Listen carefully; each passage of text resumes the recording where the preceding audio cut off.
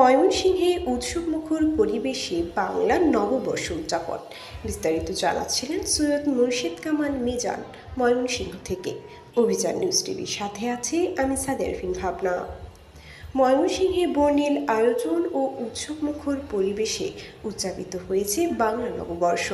মঙ্গলবার জেলা প্রশাসনের উদ্যোগে নগরীর বিভিন্ন স্থান থেকে বের হয় ঐতিহ্যবাহী মঙ্গল শোভাযাত্রা, যেখানে নানা শ্রেণী পেশার মানুষের স্বতঃস্ফূর্ত অংশগ্রহণ উৎসবকে করে তোলে প্রাণবন্ত।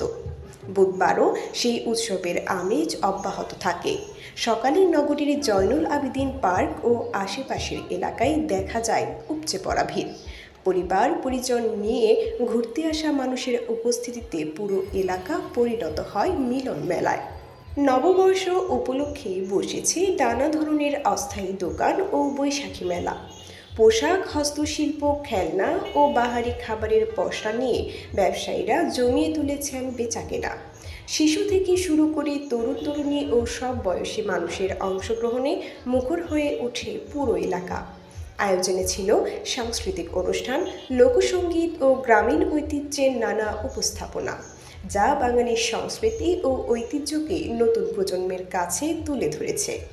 সার্বিকভাবে বাঙালি জাতির অসাম্প্রদায়িক চেতনা, ঐক্য ও আনন্দের প্রতীক হিসেবে বাংলা নববর্ষ উদযাপন ময়মনসিংহে পরিণত হয়েছে এক মিলন মেলায়।